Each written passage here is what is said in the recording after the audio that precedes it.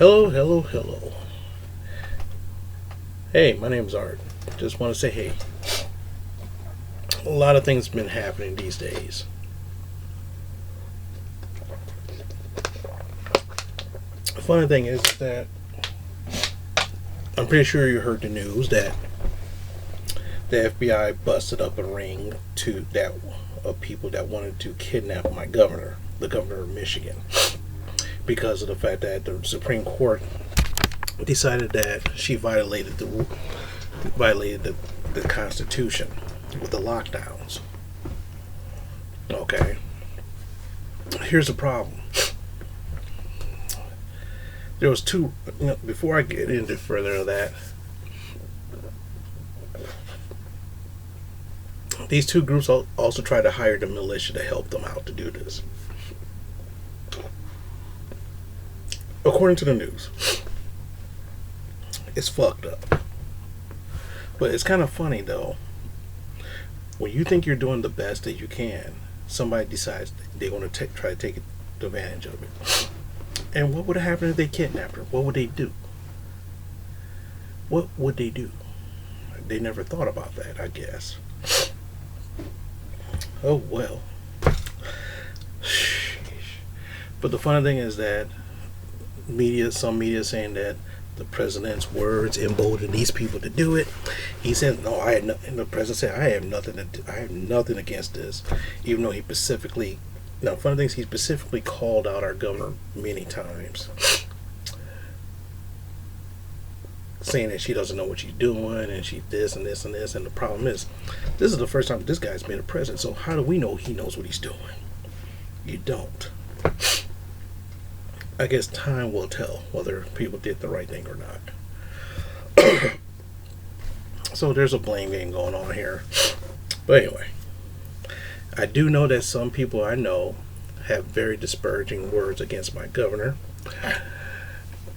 And I looked up, it's like this.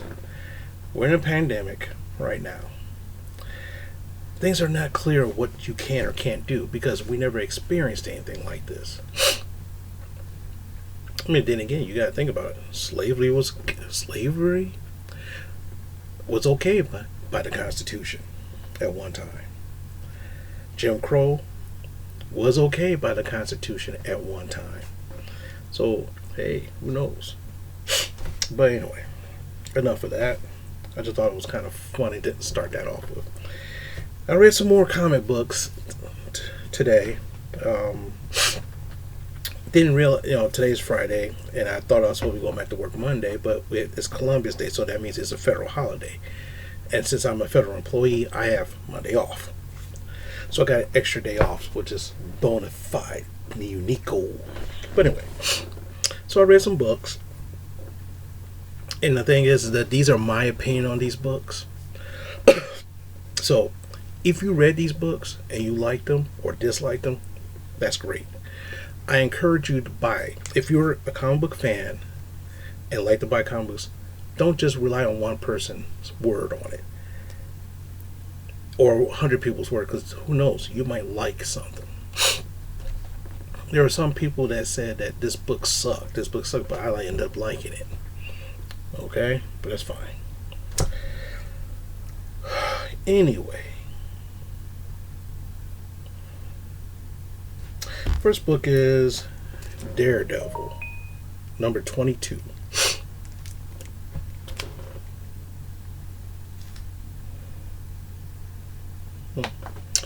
Now the storyline continues with Daredevil being he turned himself in he killed some guy, and I wish I got the one before this, but if I'd known it was this interesting, I would have bought more of this. I'll probably look for it later. But he killed somebody, and of course he turned himself over for prosecution.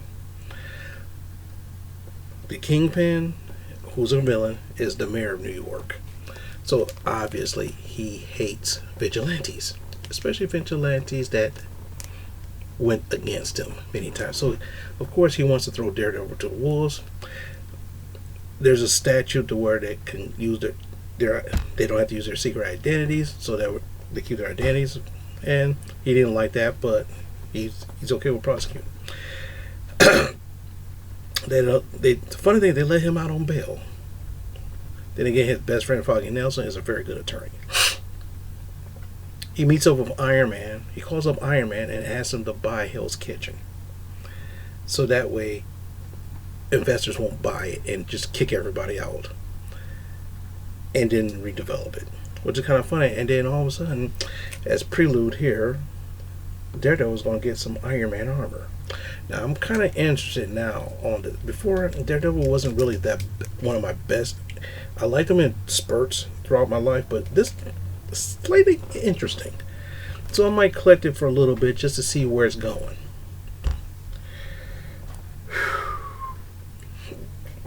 Next, Web of Venom #1, the Wraith #1. I didn't like this. I really didn't. I'm sorry. I thought this was interesting. I didn't say I love it. I just said this was interesting. I didn't really like this. Because of course they're trying to tie. Because right now the big storyline is Nolan, the symbiote guy. That's what's coming up now. So a lot of stuff is trying to tie into them. So this guy just loosely ties into him, and I kind of. I mean, tell you the truth, I kind of understand it a little bit, but it's just the way how they presented it, I just didn't like it. Donny Cates is an awesome writer. He's a very awesome writer. But this one, I wasn't feeling it. I wasn't feeling it at all. Now, unless somebody can tell me that this is I should be reading this, I'm not going to pick it up again. Next is one book I was really interested in reading, was Immortal Hulk Zero. This revolves around Bruce, the Hulk's father, and how his father killed his mother. I mean, in the Hulk's history, he always had a problem with his father. His father was labeled as abusive, but you never really understood it. But then again, I guess there were some books where he actually killed his mother because he thought Bruce was a demon or some sort. So it seems like, in a sense, the Hulk was always with Bruce Banner. Basically what I got out of this, the Hulk was always with Bruce Banner. It's just that the gamma radiation let the beast out. And I thought that was pretty interesting. And there was a couple books that they put in here that I said, okay, these are legit. These are legit stories, which made it a little bit interesting. And the thing about the Immortal Hulk is that he can't die. That's the thing. In a sense, he dies and comes back to life. Okay? Which also leads to Immortal She-Hulk #1. Same scenario. She got her powers from her cousin, the Hulk, through a blood transfusion. Whenever she can die and come back to life. But the problem is that with the Immortal She-Hulk, this was a very good read. Very, very good read. Very, very, very good read. This was a very decent read as well. The only thing I did not like about this book is that the She-Hulk would always maintain her intelligence. She's still intelligent, but she speaks very simple. She speaks like the Hulk, but she has a brain. That's the part I didn't like.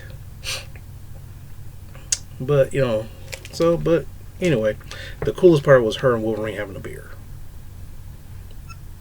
That was a cool part. I liked it.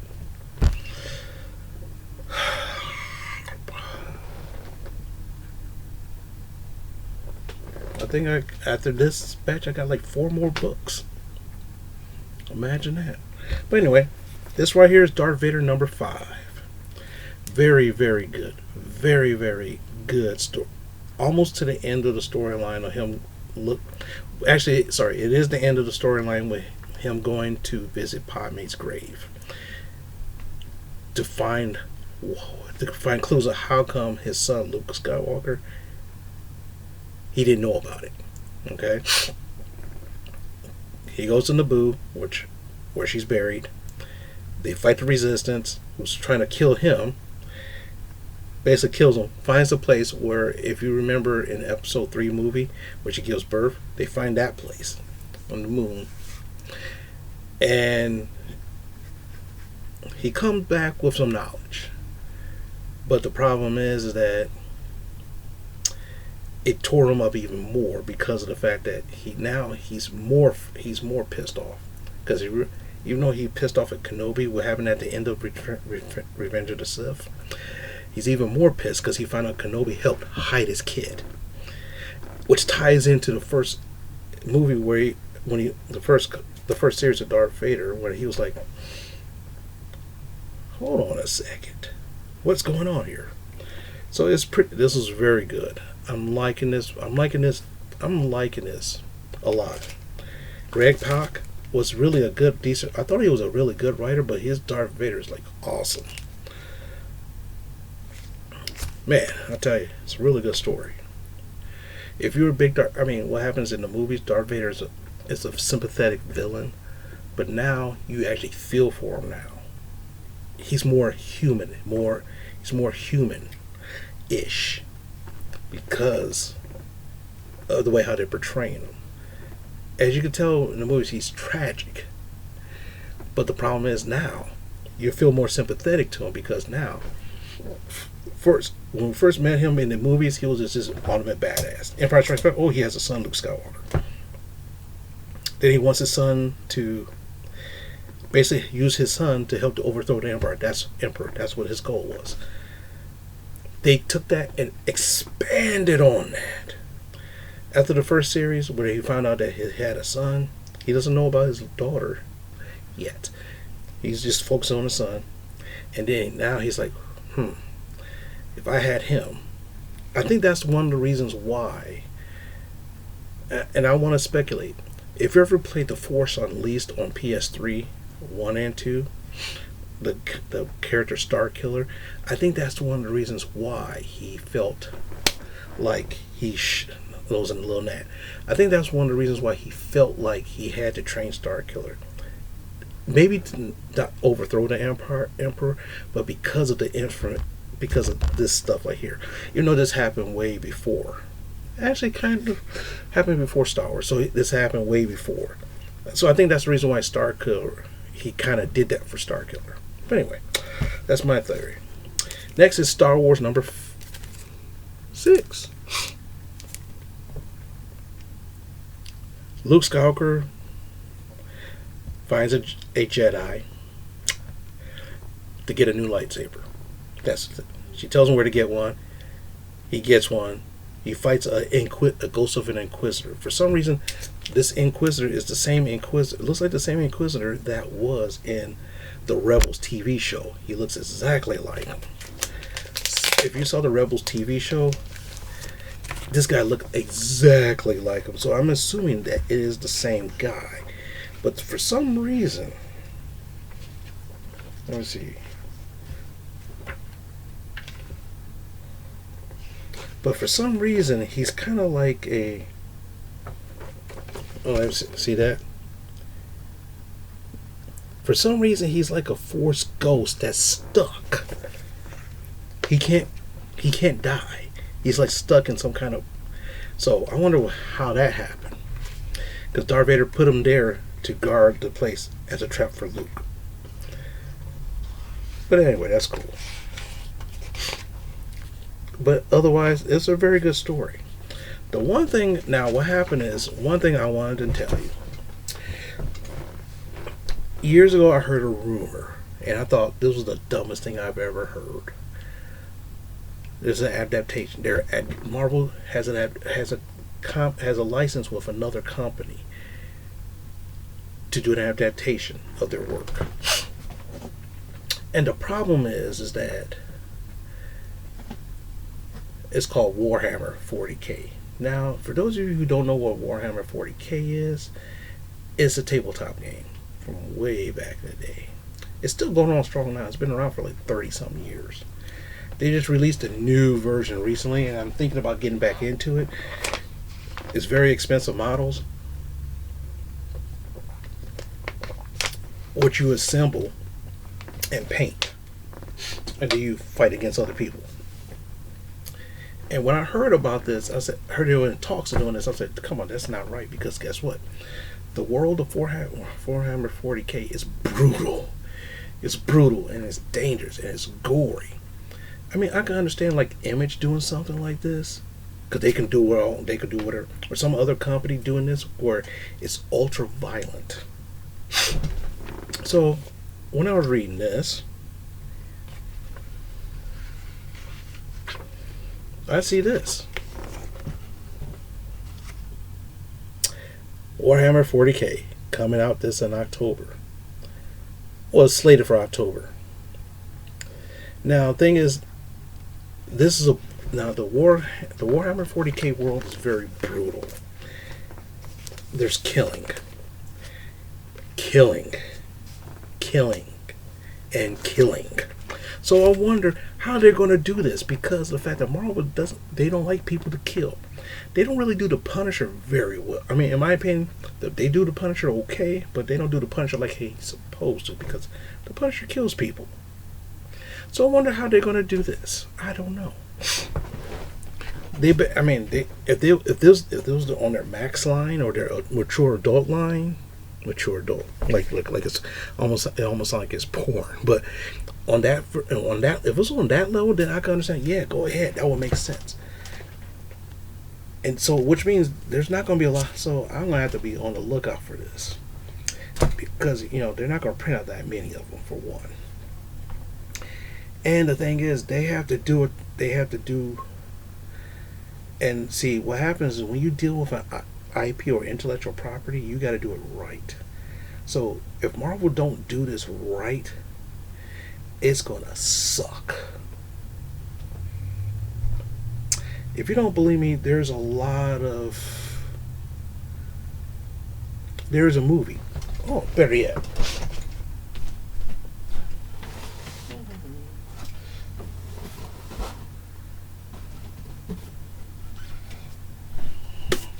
There's a movie based on 40K called Ultramarines.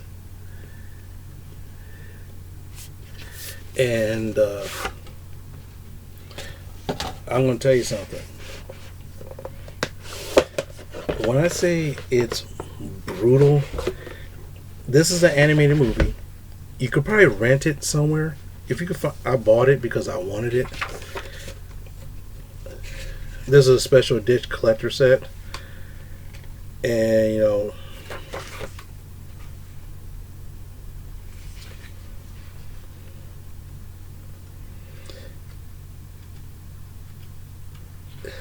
let's see. I'll show you. That's what the artwork should be like. Brutal and chaotic, dark and everything. But 9 times out of 10, it's probably not going to be that way. So Marvel, if you really do this, if you do this well, I will commend you for it. But if you do it, and guess what? The 40K, people who are into 40K, they're heavily dedicated to 40K. I used to be.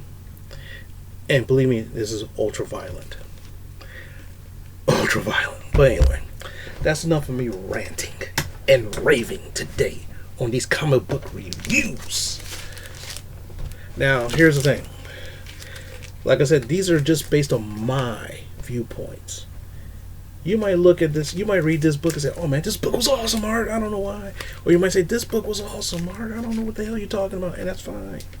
But this is what this is what I come about. I like certain things a certain way, and that's how everybody is. And